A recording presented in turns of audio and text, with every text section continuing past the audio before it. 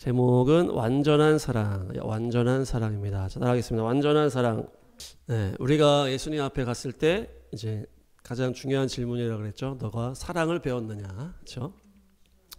그래서 예수님도 율법은 하나님 사랑, 이웃 사랑, 이것이 율법의 완성이다. 그래서 우리가 열방을 향해 기도할 때도 하나님에 대한 사랑으로, 이웃을 향한 사랑으로 하지 않으면 울리는 꽹과리 같이 될 수가 있다. 그렇죠? 그래서 우리가 하나님 사랑으로 채워지고 또 이웃을 향한 사랑으로 또 흘러가서 또 하나님의 그리스도의 심장이 또 이식되어서 또 우리 심령에 성령의 충만함이 넘치도록 사랑을 오늘도 부어주시려 믿습니다. 네, 그래서 완전한 사랑은 철저하게 주님께서 부어주시는 것이다. 그렇죠? 인간적인 입장에서 만들어낸다든지 머리로 되는 게 아니라는 거죠. 그래서 하늘의 하나님께서 우리에게 부어주시고 또 깨닫게 하시고 열어주시는 것이 바로 완전한 사랑이다. 그래서 우리가 신앙생활 할 때 또는 인간적인 어떤 감정적인 그것으로 하려고 하다가 넘어질 때가 있고 또 착각을 하는 거죠. 인간적인 감정적인 사랑인데 이게 하나님 사랑이라고 생각해서 착각을 할 때도 많다. 그래서 완전한 사랑은 오직 주님께서 위에서 예수님의 이름 안으로 성령으로 부어주시는 것밖에는 없다. 길이. 완전한 사랑이 오늘 부어질 줄로 믿습니다. 머리를 한번 서로 얹으시고 완전한 사랑이 부어질지어다. 네, 할렐루야. 고린도전서 13장 또 사랑장 한번 가도록 하겠습니다. 설교가 말씀을 뛰어넘을 수는 없는 것 같아요. 말씀을 읽으면은 설교가 필요 없을 것 같은데 1절에서 3절까지는 무슨 내용입니까? 사랑이 없을 때 어떠한 놀라운 은사도 의미가 없다라는 거죠. 다른 어떠한 놀라운 은사를 얘기하면서 사랑이 없이는 이게 꽹과리와 같다. 그리고 4절에서 8절까지는 사랑에 대한 속성을 쫙 얘기하고 9절부터 12절까지는 부분적인 것에서 온전한 것으로 나아간다. 저는 예전에는 우리가 죽으면은 온전한 것을 이렇게 주님 앞에서 온전하게 볼 수 있겠구나 이렇게 생각을 했는데 이번에 이 말씀 준비할 때 보니까 그게 아닌 거예요. 그게 아니고 우리가 온전한 사랑을 알게 될 때 얼굴과 얼굴을 보는 것 같이 된다는 얘기예요. 이것이 이 내용이 천국 가서 이루어진 내용이 아니란 얘기예요. 나는 천국 가서 이루어진 내용인 줄 알았는데 그게 아니고 온전한 사랑 가운데 들어갔을 때 우리가 얼굴과 얼굴을 마주 보듯이 주님을 온전하게 알게 될 거란 얘기예요. 그렇게 될 줄로 믿습니다. 네, 그래서 부분적인 것에서 온전한 것으로 나아가는 것의 그 핵심이 바로 사랑이다. 사랑이다. 인간적인 수준은 부분적이고 어린아이같이 부족하고 희미한 거예요. 희미해. 근데 얼굴과 얼굴을 마주보는 것 같이 또 완전하게 장성한 분량까지 이르기 위해서는 그 사랑을 온전한 사랑을 소유할 때 그게 된다는 얘기예요. 하나님이 우리를 아는 것과 같이 우리도 하나님을 아는 거죠. 하나님이 사랑이시기 때문에 우리 안에 온전한 사랑이 있으면 똑같이 된다는 얘기예요. 그래서 아주 놀라운 걸 깨달았어요. 저도. 여러분들 이미 깨달았는지 모르겠지만 이 땅에서 우리가 온전한 사랑 가운데 주님의 온전함에 들어갈 수 있다. 우리가 그리스도의 장성한 분량 얘기를 하잖아요. 거기에 핵심이 완전한 사랑이다라는 거예요. 그래서 그것을 우리가 이 땅에서 이뤄가시기 바랍니다. 어떤 은사적인 게 아니고 사랑 자체이신 그분을 온전하게 알게 되는 것이 우리가 완전한 길로 나아가는 것이다. 그래서 장성한 분량, 거룩함과 온전함과 능력과 지혜가 완전해지실 줄로 믿습니다. 완전한 사랑이 우리 가운데 부어지게 될 줄로 믿습니다. 그렇게 되어야만 우리가 또 마지막 때를 돌파할 수 있는 거예요. 사랑은 지금 4절에서 8절까지 보니까 사랑의 속성이 나오는 거예요. 우리가 온전한 사랑을 소유하게 되면은 이 속성이 이제 흘러나온다는 얘기죠. 오래 참고, 친절하고, 시기하지 않고, 뽐내지 않고, 교만하지 않고, 무례하지 않고, 자기의 이익을 구하지 않고. 이게 어려운 것 같아요. 자기의 이익을 구하지 않고, 그렇죠? 성을 내지 않고 좀 어려우시죠?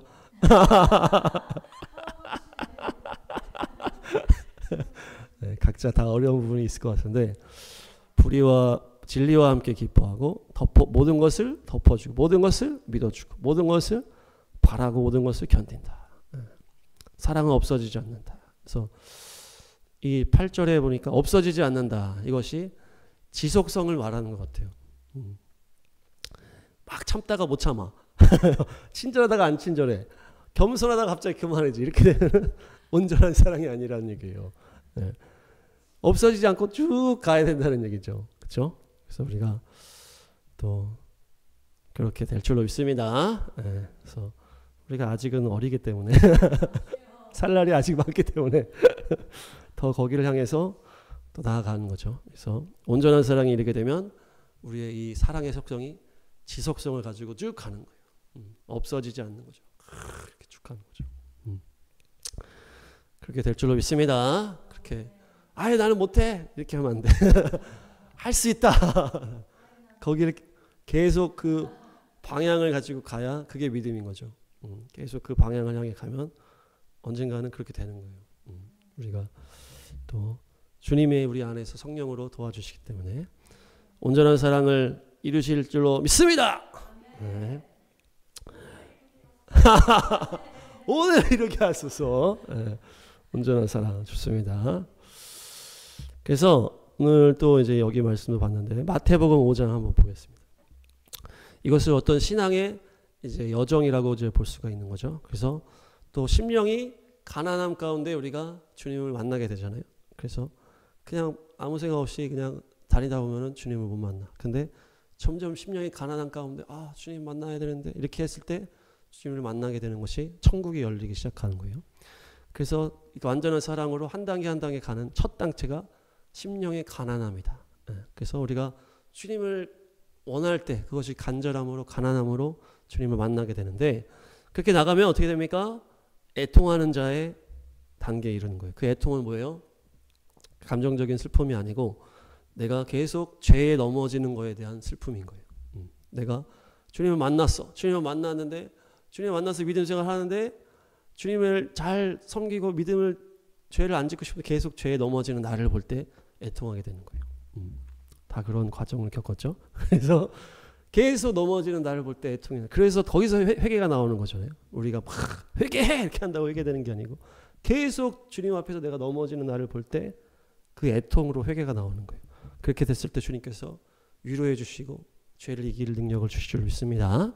그렇게 해서 위로를 받고 점점 그 가운데 나아가면은 온유한 자가 되는 거예요. 온유한 사람은 성격이 착한 게 아니고 주인에게 충성하는 것을 말한다. 그래서 어떤 길들여진 야생 말로 이렇게 얘기를 하잖아요. 주인에게만 충성하는 거예요. 그냥 다 친절한 게 아니고 주인에게만 부들부들한 거죠. 그래서 그 온유함은 충성이라는 단어와 연결되는 그것이다. 그래서 주인의 명령에 한해서만 착한 거예요. 그래서 우리가 죄를 이기면 어떻게 됩니까? 점점 주님께 충성하는 사람이 되는 거예요. 죄를 이기면 이길수록 그럴수록 점점 주님께 충성하는 신실한 충성심이 점점 나오게 되면 주님께서 복이 있구나 하면서 사명을 주시는 게 바로 온유한 자가 받는 땅을 기업으로 받을 것이며 그것이 주님께서 우리에게 주시는 사명인 줄로 믿습니다. 그 사명을 우리가 다 받고 가고 있죠. 그런 사명을 감당하려고 나아가다 보면 그 다음 단계에 나아가는 의에 줄이고 목이 말라져. 주님의 사명을 감당하려고 막 하다 보니까 계속 어려움에 부딪히고 이 세상은 또 너무나 악하고 막 나의 연약함. 그러니까 주님의 사명 감당하려고 막 달려갈 때마다 계속 의에 줄이고 목말라지는 거예요. 주님의 그것이 더 갈망이 되는 거예요. 이것은 처음 심령이 가난한 자랑은 다른 거잖아요. 하나님 만나기 전에 그 가난한 거랑은 다른 정말 주님에 대한 의가 나라가 갈망이 되는 거예요. 의에 줄이고 목마른 자. 그렇게 됐을 때 주님 어떻게 됩니까? 주님이 우리의 목마름을 채워주시는 것입니다. 너가 복이 있구나. 나의 나라, 나의 의를 위해서 네가 목말라 하는구나. 내가 부어줄게. 그래서 주님이 채워주시는 거예요. 그러면은 그것이 얼마나 감사한 일입니까? 그들이 배부를 것이다. 이렇게 하는 거. 배부를 것이다. 배부르시죠? 너무 배부른 거예요. 주님의 의의 나라의 그것을 갈망을 가지고 나갈 때 주님이 채워주시는 걸 경험하면 너무 배부른 거죠. 어제도 번제와 통화를 하는데 그런 거를 막 물어보고 목사님은 누가 목사님 왜 기도를 해줍니까? 막 물어봐. 목사님은 뭐 외롭고 힘든 거 아니냐고 막 이래. 그래서 뭐 자기는 뭐 목사님한테 하면 되는데 뭐 막 이런 식으로 해서 그런 게 없어야 주님과 더 깊어지는 거라고 내가 그랬어요. 사람의 어떤 채널이 없을수록 주님께 깊어지는 거야. 그래야 주님의 은혜를 받을 수 있는 거라고. 사람한테 의지하려고 하고 이렇게 하면 할수록 주님께 받는 게 적어진다. 여기서 그 말씀이죠. 의에 줄이고 목마르기 때문에 주님으로만 채울 수 있는 그것을 내가 원하기 때문에 주님이 먹여주시니까 이게 만족하는 거예요. 배부른 거죠. 그러니까 세상에 대한 배부름이 아니고 주님이 주신 배부름이 우리 안에 있는 것이 그것이 평강이고 샬롬인 줄로 믿습니다. 예, 그렇게 되면 어떻게 됩니까? 이렇게 주님이 주시는 만족을 계속 누리니까 세상에 줄 수 없는 평안과 위로를 받으면 받을수록 자비한 사람이 되는 거예요. 예, 그 다음이 자비잖아요. 그렇죠? 자비한 사람이 또 개역 개정에서는 긍휼히 여긴다 이렇게 하잖아요. 이 긍휼히 여긴다, 자비하다는 건 뭡니까? 하나님의 성품을 닮아가는 거예요. 하나님의 성품을 닮아간다. 아버지의 성품으로 되어가는 거예요. 하나님이 주시는 것을 받아 먹게 되니까. 내가 주님만 바라보면서 주님의 또 나라 위해서 의를 위해서 달려가니까 거기서 주님께서 주시는 은혜를 받으니까 점점 주님과 닮아가는 거죠. 그것이 자비함이고 그걸로 우리가 누군가를 긍휼히 여길 수가 있는 거예요. 내 감정으로 누군가를 긍휼히 여길 수가 없고 하나님이 주시는 채워짐이 있기 때문에 내가 너무 충만하기 때문에 자비할 수가 있는 거예요. 그래서 모든 자를 품을 수 있는 아버지의 수준까지 가는 게 하나님께서 계속 채워주실 때 나오는 것이 그것이. 주님과 계속 동행하면서 의에 줄이고 목마를 때마다 주님이 먹여주시면 그 만족감이 계속 있기 때문에 누군가를 다 품을 수가 있는 그것이 바로 긍휼히 여기는 자. 그렇게 되면 어때요? 주님이 긍휼히 여겨주시고 더 부어주시는 거예요. 더 사랑해 주시는 거예요. 그럼 내가 넘어질 때 주님이 괜찮아. 너희가 용서하면 내가 너희를 용서한다 그랬잖아요. 그런 거예요. 그래서 긍휼히 여기는 자 주님의 긍휼히 여김을 받게 된다. 그럼 점점 주님을 닮아가는 것입니다. 주님 닮아가시기 바랍니다. 네. 그런 사람은 어떻게 돼요? 더 계속 가면은 마음이 청결한 수준에 이르는 거예요. 그래서 마음의 청결한 수준에 이르러서 하나님을 보게 되는 거예요. 이것은 하나님을 처음 만날 때 내가 갈급한 심령을 하나님 처음 만날 때랑은 다른 더 깊이 들어가는 주님을 보게 되는 수준이 마음이 청결한 사람이 볼 수 있는 것이 이것은 믿음 생활을 하면서 이 과정을 다 겪으면서 정말 하나님이 주시는 이런 채워짐으로 막 게다가 계속 주님이 주시는 그 안에서 마음이 청결해졌을 때 주님을 보는 것을 말하는 것이 이것이 처음 하나님 인격적으로 만난 거랑 또 다른 더 깊은 만남 속으로 들어온 거죠. 그것이 마음이 청결한 자가 하나님의 얼굴을 보게 될 것이며 주님을 보게 되는 것이. 그래서 아까 고린도전서 13장에서 말하는 어떤 그런 게 여기일지 모르겠어요. 온전함을 경험하고 내가 얼굴과 얼굴을 보는 것 같은 그런 얼굴을 주님을 얼굴을 보는 거예요. 욥이 고난 가운데 끝에서 내가 귀로만 듣다가 주님을 눈으로 봅니다 하면서 다 선포했던 거. 아브라함이 이삭을 바치면서 주님을 온전하게 경험했던 그 수준의 깊은 만남을 말하는 것입니다. 아브라함이 12장에 하나님을 만났지만 그 이후에 수많은 과정 가운데 맨 22장에 하나님을 또 온전하게 만나는 거예요. 그런 단계가 바로 마음이 청결한 자가 하나님의 얼굴을 보게 될 것입니다. 주님의 얼굴을 볼 줄 없습니다. 그렇게 되니까 그 다음에 화평케 하는 자가 되는 것이. 이것은 하나님과 사람 사이의 중보자의 또 하나님의 또 예수님의 자리에 가는 거잖아요. 예수님이 우리의 중보자 되시는 것처럼. 그래서 복음을 선포하고 하나님의 나라를 향해서 달려가는 것이. 이것은 처음에 아까 나왔던 그 온유한 자가 받는 그 기업, 그 사명보다는 더 확장된 것이에요. 사명도 더 확장이 되죠. 하나님 만나는 것도 지금 처음에 하나님 만나는 거랑 청결한 자가 하나님 만나는 건 더 확장된 단계인데 지금 여기는 사명 똑같아요. 처음에 온유한 내가 열심히 충성으로 갔을 때 주님이 주신 사명이랑 여기는 또 다른 거예요. 여기는 완전한 사명자가 되는 거예요. 그 삶 자체가 하나님의 아들의 삶이 되는 것입니다. 네. 어떤 구체적인 사명을 주는 게 아니고 그 사람의 삶 자체가 하나님의 아들이다 일컬음을 받는 놀라운 화평의 도구가 되는 것입니다. 하나님과 이 땅의 인간 가운데 있는 중보자의 역할을 마치 예수님이 한 것처럼 그런 일을 감당하는 자가 되는 거예요. 어떤 하나의 일을 하는 사명 이런 게 아니고 이 사람의 삶 자체가 완전히 하나님의 도구가 돼서 역사를 이루는 삶이 돼요. 완전히 놀라운 하나님의 수준까지 갔다. 그 다음에 순교자의 수준으로 들어가는 거예요. 그 다음이 순교죠. 그렇죠? 평화를 이루는 자, 그들이 하나님의 자녀라고 일컬음 받은 다음에 의를 위하여 박해를 받는 자. 이게 순교자의 단계죠. 그러니까 우리가 막 순교자를 얘기하지만 다 단계가 있다. 그렇죠? 어떠한 그 단계 가운데 우리가 하나님 앞에서 세워져 가고 만들어져 간 다음에 그 다음에 하나님의 순교자의 반열, 정말 누가 박해하고 누가 공격을 해도 흔들리지 않는 그런 놀라운 그 사람이 될 줄로 믿습니다. 여기까지 가야 되겠죠? 8단계까지 가야 돼. 그 8복을 다 이루시길 바랍니다. 그래서 하나님 만나는 것도 더 확장, 완전히 하나님의 얼굴과 얼굴로 만나고 또 하나님이 주시는 그 사명도 어떤 구체적인 작은 사명이 아니고 그냥 삶 자체, 그냥 하나님의 사명 흘러가는 예수님과 같은. 그 다음에 박해를 받는 놀라운 순교자 단계까지 의를 위하여 박해를 받는 자, 기뻐하고 즐거워하라, 하늘의 상이 크민이라. 그 사람은 아무도 못 막아. 그냥 3층으로 들어가요. 3층으로 들어가시기 축복합니다. 심판대 다 통과하셔. 그냥 바로바로 통과하셔서 3층으로 가게 될 줄로 믿습니다. 그렇게 해서 순교자의 수준까지 완전한 사랑, 완전한 만남, 완전한 사명이 완성된 사람이 순교자의 반열로 들어간다. 그래서 우리 모두가 그렇게 될 것을 믿습니다. 내 마음을 다해, 목숨을 다해, 뜻을 다해, 힘을 다해 하나님을 사랑해라. 그리고 내 이웃을 내 몸과 같이 사랑해라. 이 두 가지죠.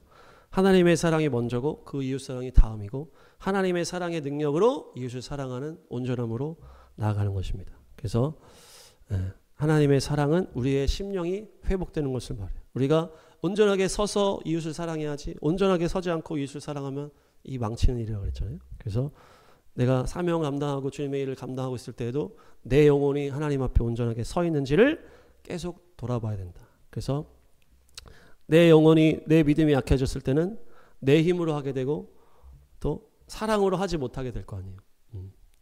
율법으로 하게 되고 내 힘으로 하게 되는 거예요. 그러니까 우리가 언제나 우리는 연약하고 죄인이고 그렇기 때문에 계속 주님 앞에 엎드려서 내 영혼을 언제나 점검하면서 성령 충만함을 유지해야 된다. 그래서 우리가 하나님의 사명의 길을 하나님의 사랑을 받으면서 그것을 흘려보내는 그렇게 해야 된다. 그래서 하나님 사랑이 먼저고 이웃 사랑이 나중이다.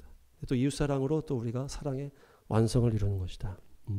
그래서 우리가 매일 아침마다 새로운 부활의 승리를 경험하죠. 자고 일어나는 것이 결국에 우리가 죽고 살아나는 것과 똑같다. 그래서 자고 일어났을 때 오늘 또 새로운 부활의 능력으로 계속 또 새롭게 그렇지만 또 언제나 우리가 내 영혼이 언제나 주님 앞에 깨어 있는지 이거를 봐야 돼.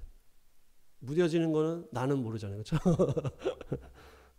그러니까 언제나 우리가 엎드려서 주님 앞에 겸손하게 주님 앞에 엎드려야 된다. 그래야 우리가 깨어서 정말 기름 부음이 충만할 수 있을 줄로 믿습니다. 제자들도 예수님과 함께 있었지만 나중에 예수님을 그렇게 경험했지만 성령의 충만함이 흘러가지 않으니까 계속 넘어졌잖아요. 주님을 다 배신하고 부인하고. 그렇지만 성령의 강림 이후에 성령을 완전히 충만해지니까 그것을 잘 감당할 수 있는 능력이 부어졌던 것처럼 우리가 언제나 성령 충만함을 유지해야 되겠다. 그리고 이웃사랑의 원리는 내 몸과 같이 사랑해라. 그러니까 황금률도 산상수훈의 황금률도 그거잖아요. 네가 대접받고 싶은 대로 남을 대접하라. 내가 받고 싶은 것처럼 저 사람을 대해주란 얘기죠. 근데 우리가 이 생각을 안 하니까 자꾸 박대하게 할 때가 있다. 다른 기준들이 높아. 하나님의 기준만 생각하면서 높아. 내 연약함이나 내가 받고 싶은 그런 것들은 생각 안 하고 계속 남들에 대해서 박대하게 할 때가 있다. 그렇지 않고 역지사지. 그래서 네가 받고 싶은 대로 대접해라. 너도 연약하고 실수하고 너도 사람이 그렇게 함부로 하면 기분이 나쁘지 않냐. 똑같이 반대로 이렇게 해줘라. 할렐루야. 서로 한번 인사하겠습니다. 역지사지로 사랑하겠습니다. 네, 좋습니다. 그것이 용서랑도 연결이 되는 거잖아요. 1만 달란트를 용서받았기 때문에 100데나리온을 용서 안 해주면 하나님이 너 어떻게 그럴 수가 있냐. 네가 용서하지 않으면 나도 너를 용서하지 않겠어. 그래서 계속 아버지의 마음을 우리가 구하는 거잖아요. 형제들끼리는 그런 거를 하기가 힘든 거예요. 다 뭐 형제들끼리는 서로 품어주기 힘들어. 형제들끼리는 아버지는 품어줄 수가 있는 거야. 아버지이기 때문에. 근데 우리가 그 아버지의 수준에 가야 된다. 아버지의 수준. 그래야 자녀를 불쌍히 여기고 품어줄 수 있는 거야. 형제들은 쟤는 어떻게 저럴 수가 있나 이렇게 너무 냉정하게 판단한다면 형제들 옆에서는 아버지의 수준으로 가야 그렇지 않을 수가 있다는 얘기예요. 더 사랑하는 존재가 더 약자다. 아버지가 더 사랑하기 때문에 어머니가 더 사랑하니까 자녀가 부모님 생각하는 것보다 부모가 자녀 생각하는 게 더 크잖아요. 그런 것처럼 우리가 그 아버지의 마음을 구해서 서로 용서하고 불쌍히 여기고 사랑하시기 바랍니다. 마지막으로 십자가, 주님의 사랑, 십자가를 볼 때에 우리가 정말 완전한 사랑을 알 수가 있다. 십자가에 많은 이야기가 있지만 강도 이야기가 있어요.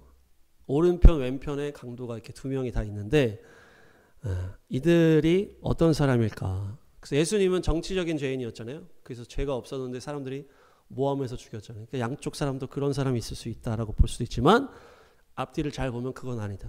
이 사람들은 강도라고 표현했어요. 강도. 정치적인 범죄자가 아니라는 거예요. 지금 얘기하잖아요. 우리가 저지른 일 때문에 그게 마땅한 벌을 우리는 받고 있는 거야. 그러니까 이 당시에 십자가형은 가장 강력한 사형이잖아요. 근데 거기에 벌을 받는 게 마땅한 벌이라고 표현할 정도로 지금 이 강도는 어떤 사람이에요? 아주 악독한 강도라는 거예요. 악독한 강도. 가장 강력한 사형제도도 지금 너나 나나 지금 너는 나는 마땅한 벌을 받고 있어. 이렇게 얘기할 정도로 이 두 명은 완전히 악당 중에 악당. 최고의 죄를 지은 사람이라니까. 정치적인 죄가 아니라는 거예요.